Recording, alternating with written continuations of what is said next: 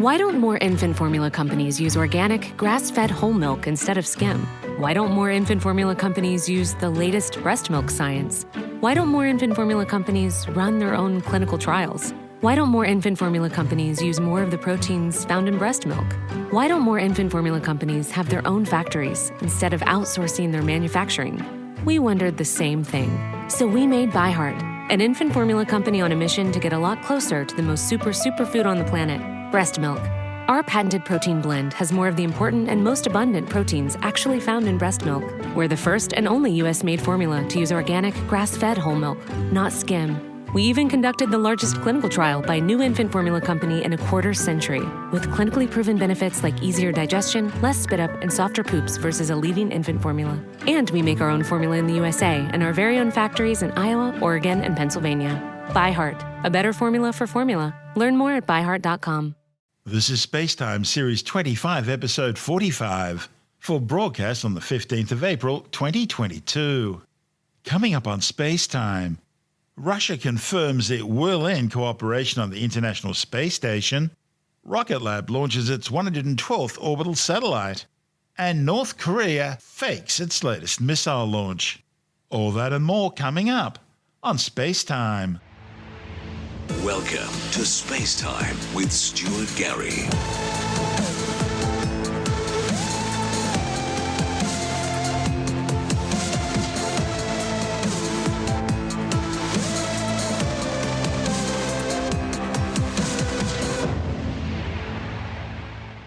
The Russian Federal Space Agency Roscosmos is now briefing Moscow on its plans to terminate cooperation with Western partners on the International Space Station.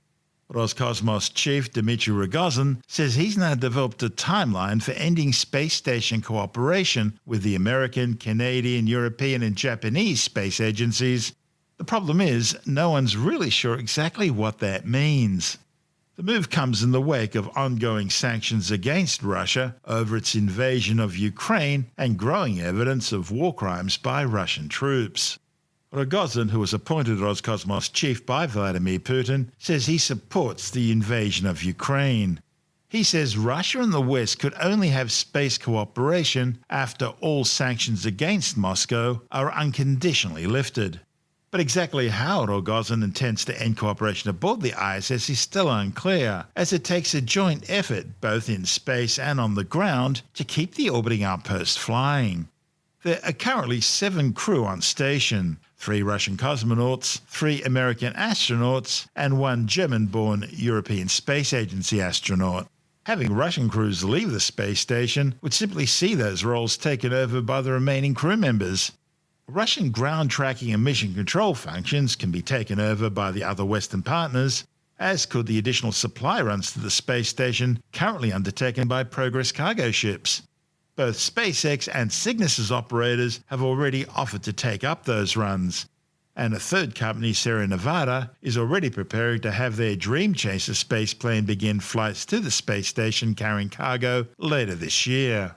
NASA's Administrator Bill Nelson says the American Space Agency will continue to cooperate with Russia to ensure continued safe operation of the International Space Station.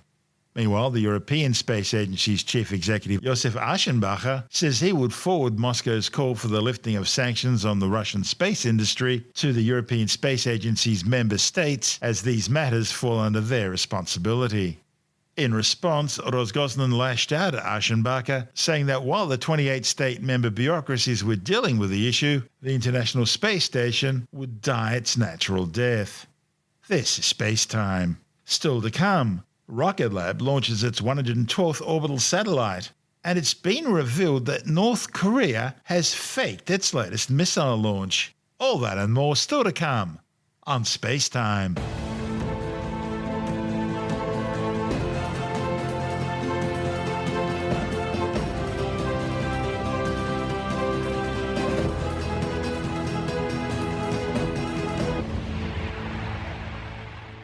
Rocket Lab has carried out another successful flight from its Mahia Peninsula launch complex on the New Zealand North Island east coast.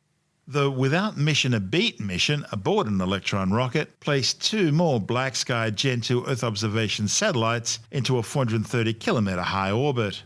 The flight was Electron's 25th launch and brings to 112 the number of satellites now deployed by the rocket. Without mission a beat, we'll launch on a southeastern trajectory from Launch Complex 1 on the Mahia Peninsula. With this mission today, there will be a total of 3 deployments. You might recognise this sequence from our 2 previous back-to-back missions, Love at First Insight and A Data with Destiny, both of which used a modified kick stage to fit the 2 Black Sky satellites within Electron's fairing. The Black Sky satellite that sits on top of the top hat structure will deploy first, followed by the structure itself, and then the second Black Sky satellite will be released. This process will only take a couple of minutes to complete and will begin at around the T plus 53 minute mark. Today's launch will deploy the 5th and 6th satellites that we've carried to space for Black Sky in the past 5 months. These satellites will join Black Sky's current constellation of 13 small sats, eventually expanding to over 60, which are used to provide on-demand, real-time Earth observation data and satellite imagery. We're now coming up on the final go, no-go poll by our launch director to determine whether to proceed with the final minutes in the countdown. In this poll, each of our operators will check in from their stations to confirm their relevant Electron systems are operating as they should. All operators, this is the LD on mission, proceeding with the go, no-go sequence. Stage. Stages go. Avionics. Avionics is go. GNC. GNC is go. VMS. VMS is go. T1. T1 is go. GC. GC is go. PLS. PLS is go. RSO. RSO is go. MET. It is go. And I have a go from MM. LD sub. LD sub go. That concludes the go, no-go sequence. For those who might have missed our launch last month, we lifted off from Pad B here at Launch Complex 1 for the very first time. This is our 3rd pad globally, allowing us to launch and then launch again without the hindrance of pad maintenance or recycle time. Pad B joins Pad A, which we're launching from today, at LC-1 in Mahia, the world's first private orbital launch site on the east coast of New Zealand. At Launch Complex 1, we're capable of supporting up to 120 launch opportunities every year. GC LD on mission. LD GC. Please proceed with sequence 58 launch pad ready. Sequence 58 in work. As we head into Strongback Retract, let's take a closer look at Electron on the pad. Electron is our 18-metre tall, 18 and a bit today, 2-stage launch vehicle made with carbon composite material, making it incredibly lightweight but also strong enough to withstand the forces of launch. The liquid oxygen and kerosene propellant mix is used to power the 9 3D printed Rutherford engines on stage 1. These engines are named after Sir Ernest Rutherford, the famous physicist and New Zealander who discovered the radioactive element radon, as well as the concept of radioactive half-life. Those 9 Rutherford engines power the first stage until Electron is at an altitude of around 70 kilometres above sea level. At this point, the next stage of the journey is carried by just 1 Rutherford engine, specially designed to work in the vacuum of space. We also have another engine, named after another famous physicist, Marie Curie. Our Curie engine is the 11th engine on Electron and is housed within Electron's 3rd stage, also known as the kick stage. This kick stage is important for delivering the payload to its exact destination in space. Today, after Electron lifts off the pad and successfully completes Stage 1 and Stage 2 burn to get us into space, Curie will then kick in to propel Black Sky's 2 satellites to a 430-kilometre circular orbit. The kick stage is a small but mighty upper stage responsible for our incredibly accurate payload insertion, on average within just 1 kilometre of the target orbit. Electron remains in good health and the Black Sky satellites inside the fairing are good to go.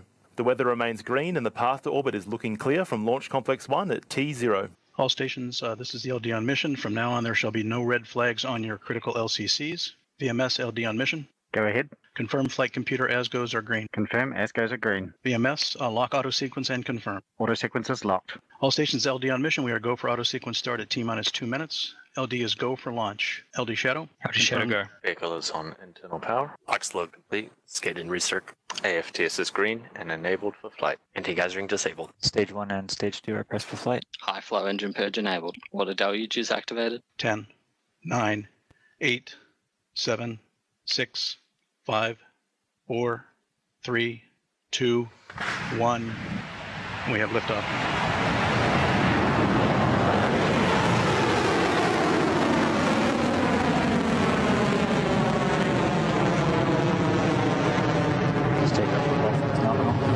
HV battery discharge is nominal. And there we have it. Our 25th Electron launch vehicle is off the pad for this mission and progressing well on its way to low Earth orbit. Soon the vehicle will approach the point in its journey when it experiences the most amount of stress, maximum aerodynamic pressure, which is known as max Q. But we have word from Mission Control that we can confirm that Electron has successfully passed through max Q and is continuing on its southeastern trajectory off the coast of New Zealand. The first stage's Rutherford engines are firing perfectly as we come up to the next major milestone, ahead of the first separation event for Electron. AOS Chatham Station. We're approaching main engine cutoff, or MECO. This is when Electron throttles down just a bit before shutting off those 9 Rutherford engines on stage 1 we mentioned earlier. This reduction in thrust allows for a clean separation of the first and second stages before the singular Rutherford engine on the second stage fires up and takes the satellites the rest of the way into orbit. MECO confirmed. Stage separation confirmed. Stage 2 ignition. There we go. We have confirmed a successful transition from the first to second stages of Electron's flight, with MECO, stage separation and second stage ignition all nominal. The protective shell at the top of Electron, known as the payload fairing, protects the satellites as the vehicle launches through Earth's atmosphere. Since we've now cleared the lower atmosphere, those satellites don't need that protection anymore. In fact, we need to jettison that protective shell so we can safely deploy the satellites to low Earth orbit. Bottom holding nominal. There goes the payload fairing. Black Sky's satellites are now exposed to space, no longer needing this shell to protect them, as Electron has already punched through Earth's atmosphere to take them to their orbital destination. We've got a short time gap now between this latest event and the next one coming up for Electron's second stage, which involves swapping out the batteries that power the second stage Rutherford engine. The mission is continuing nominally as we approach that next milestone, with the second stage traveling at nearly 9,000 kilometers an hour at an altitude of 139 kilometers. The mission brings Black Sky's real-time geospatial intelligence gathering satellite constellation to 14. The satellites have one of the highest hourly revisit rates in the world, combined with the Spectre A1 platform's artificial intelligence to provide monitoring and automated detection of fast-changing information. The launch took place just weeks after Rocket Lab commissioned its second launch pad at the Mahia Peninsula launch complex.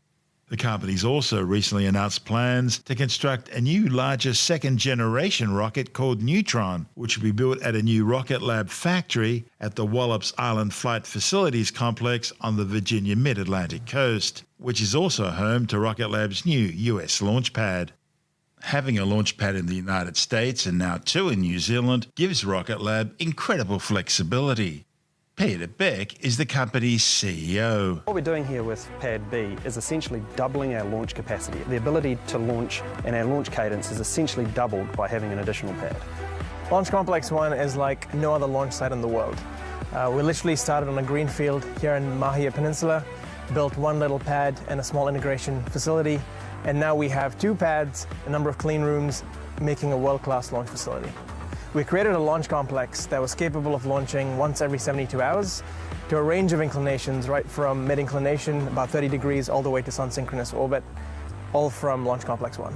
For us, it's really important to have launch pads in both hemispheres of the planet. So we have 2 launch pads in the southern hemisphere, 1 launch pad in the northern hemisphere. For our government customers, it's really great to be able to have that flexibility and that access where they don't have to leave US soil to launch out of LC2. And for our commercial customers and some of our government customers, they have the flexibility to choose which pad they want to go out and which pad suits their schedule the best. Right now we've got 1 customer that's ready to go on this pad and another customer that's processing and getting ready to go on that pad.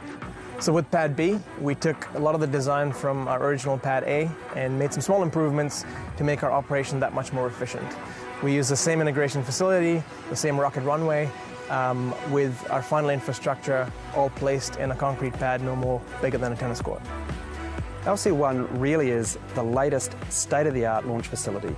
We had this real luxury from day one saying, okay, blank sheet, how are we going to build a launch pad to really be the 21st century launch pad? So a launch range is much more than just a couple of pads. Out at LC1 here, you see multiple clean rooms that enable us to process multiple customers at one time.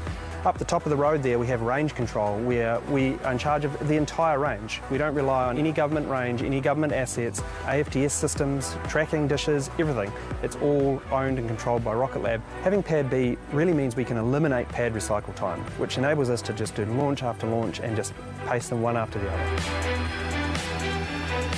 With 2 launch pads, we have doubled our capacity and reached ultimate launch flexibility. This means when a customer needs us, we've got a pad ready.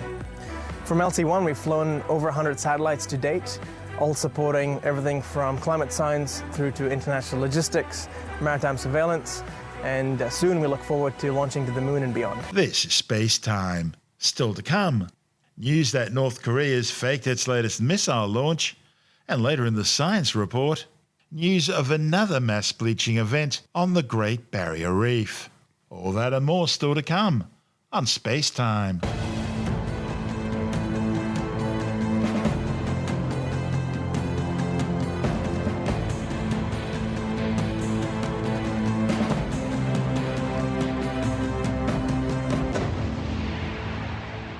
It's been revealed that North Korea faked what Pyongyang described as a successful launch of its new most powerful long-range ballistic missile, the Hwasong-17. The launch was the latest in a series of 12 ballistic missile tests undertaken by Pyongyang since the Biden administration took over in Washington last year.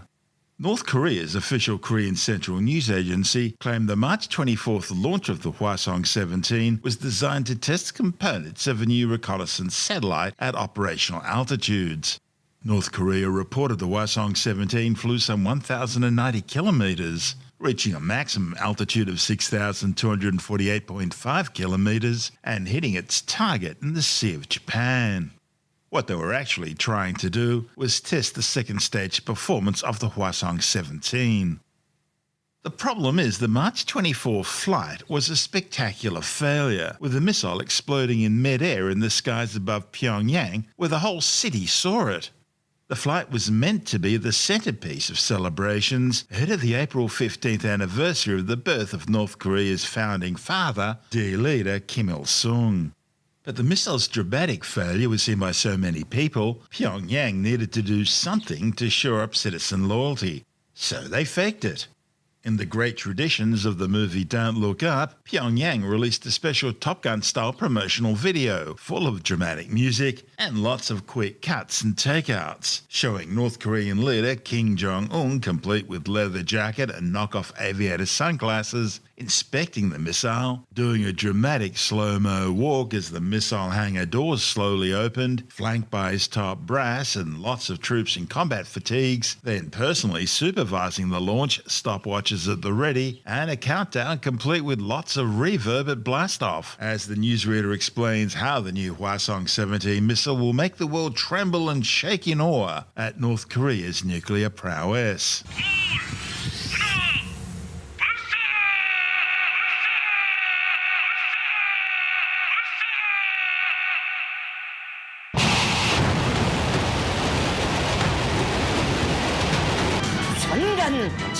천지를 태운다는 요란한 폭음과 함께 눈부신 화강이 지면을 불덩이같이 닳으며 인민의 자주를 걷고 차오르고 있습니다.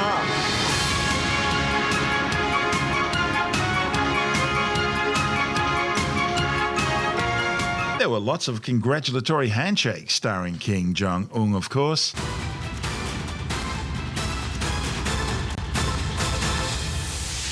Lots of pats on the back, again that's Kim Jong-un in the centre, and of course the obligatory group photos with the men, again that's Kim Jong-un in the middle.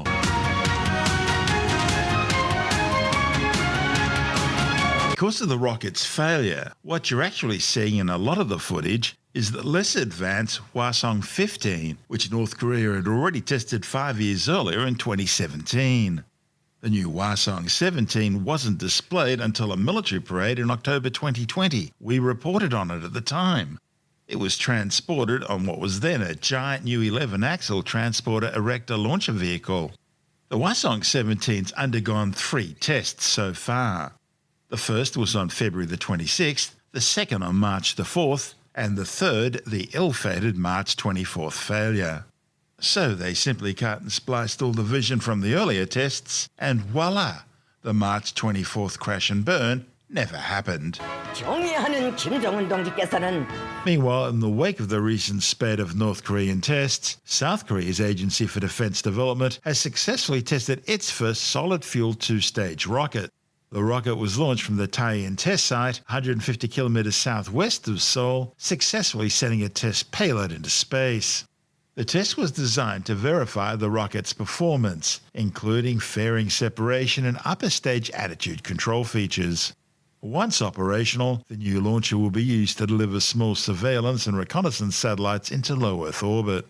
Under a 1979 arms agreement with the United States, Seoul was prohibited from developing solid-fueled rockets over concerns of sparking a regional arms race. But none of that stopped North Korea. So a new agreement was arranged in 2020 allowing the use of solid fuel rockets for space launches. And as North Korea continued accelerating its activities, all remaining restrictions on South Korean missile development were lifted last May. Though they lack throttle control, solid fuel rockets are less expensive to develop and manufacture than their liquid fuel counterparts. And of course they can be launched far more quickly. The Agency for Defence Development and the Korean Aerospace Research Institute are also working on a new rocket combining both liquid and solid-fueled engines. This is SpaceTime.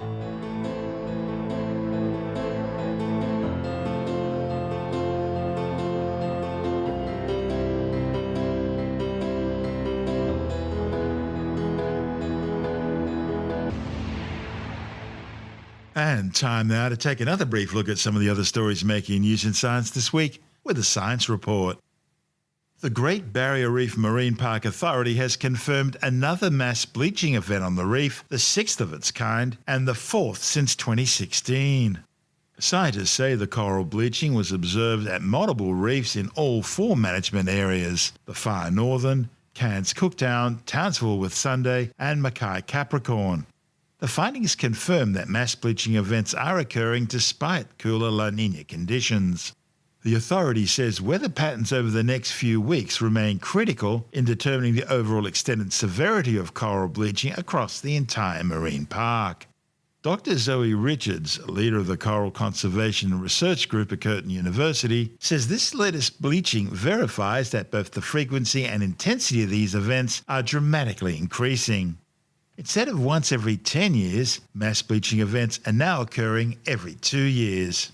And the increase in frequency decreases the ability of the coral community to bounce back, making coral die-off far more likely.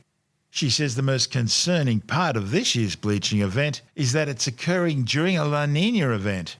La Niña traditionally bringing rain and cooler temperatures to the Great Barrier Reef.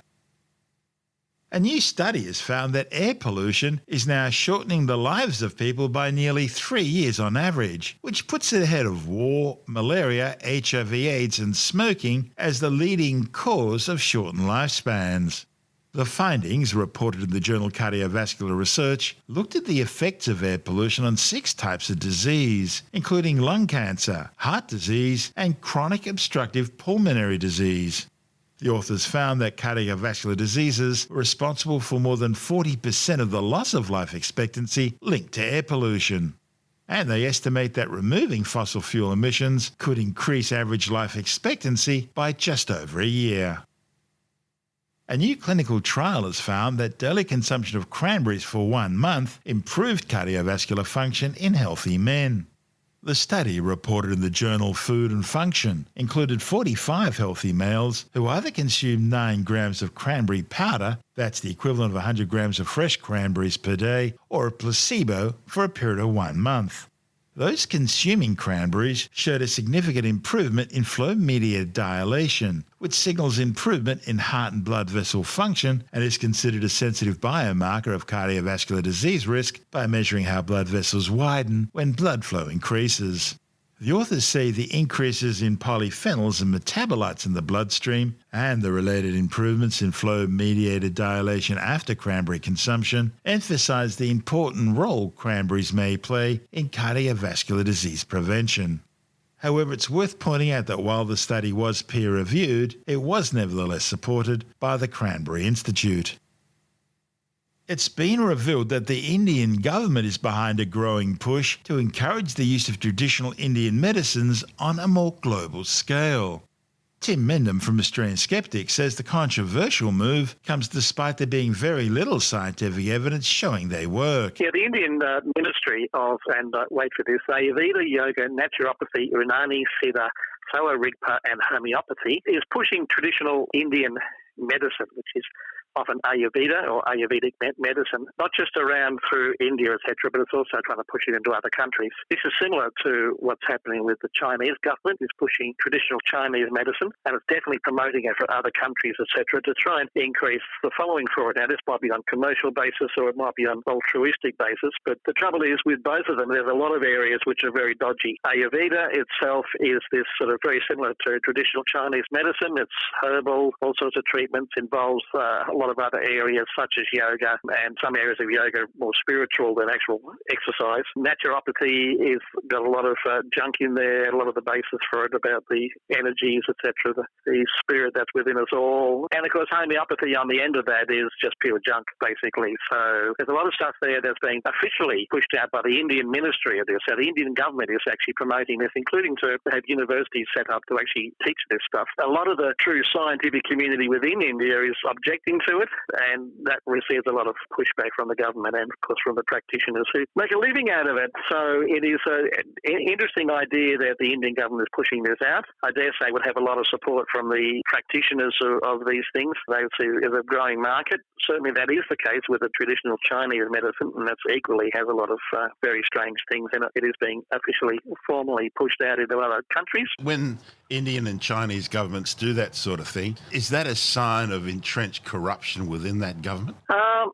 I'd hate to use the word corruption. It's certainly that a lot of people who probably believe it, right, within those areas, but they do see a commercial benefit from it. In China, there's a lot of double standards about actually what is being pushed out to the ordinary person and what's being used by the official areas. I mean, it was suggested that traditional Chinese medicine had a big push in China because there just wasn't the facilities to do Western medicine, so they had to find an alternative, and they drew on this thing with supposedly long-standing antecedents. But, I mean, I don't know if you call that corruption or just sort of commercial business sense of something they may believe anyway, and certainly a lot of others in India don't. The Ayurveda especially formally being pushed out into African countries, whereas traditional Chinese medicine is more being pushed out to other Asian countries and places like Australia. I guess what I was getting at there was if you've got something which you know doesn't work, and we know homeopathy doesn't work, and you're still pushing that at a government level, that's got to do more than just test your credibility. The one thing you learn as a skeptic is that don't underestimate the ability of people in official positions to believe garbage.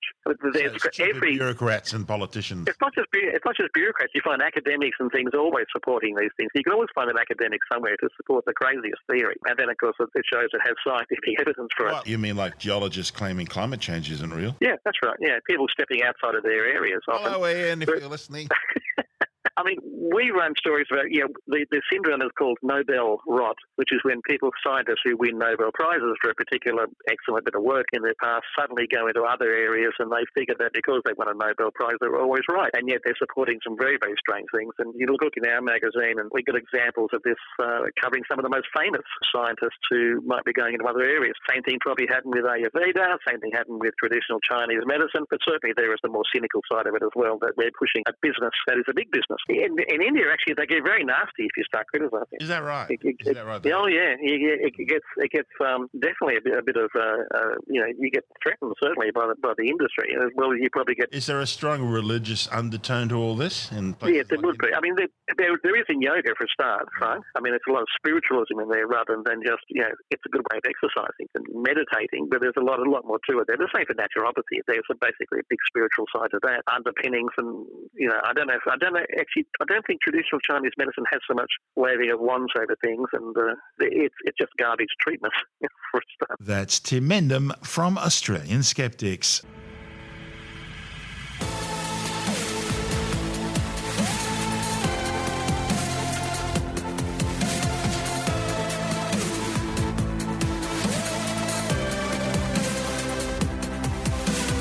And that's the show for now. SpaceTime is available every Monday, Wednesday and Friday through Apple Podcasts, iTunes, Stitcher, Google Podcast, Pocket Casts, Spotify, Acast, Amazon Music, Bytes.com, SoundCloud, YouTube, your favourite podcast download provider, and from spacetimewithstuartgary.com. SpaceTime's also broadcast through the National Science Foundation on Science Zone Radio and on both iHeartRadio and TuneIn Radio. And you can help to support our show by visiting the SpaceTime store for a range of promotional merchandising goodies. or by becoming a SpaceTime patron, which gives you access to triple-episode commercial-free versions of the show, as well as lots of bonus audio content which doesn't go to air, access to our exclusive Facebook group, and other rewards. Just go to spacetimewithstuartgary.com for full details. And if you want more SpaceTime, please check out our blog, where you'll find all the stuff we couldn't fit in the show, as well as heaps of images, news stories, loads of videos, and things on the web I find interesting or amusing. Just go to spacetimewithstuartgary.tumblr.com. That's all one word, and that's Tumblr without the E. You can also follow us through @StuartGary on Twitter, @SpaceTimeWithStuartGary on Instagram, through our SpaceTime YouTube channel, and on Facebook, just go to facebook.com/SpaceTime with Stuart Gary. And SpaceTime is brought to you in collaboration with Australian Sky and Telescope magazine, your window on the universe. You've been listening to SpaceTime with Stuart Gary. This has been another quality podcast production from Bytes.com.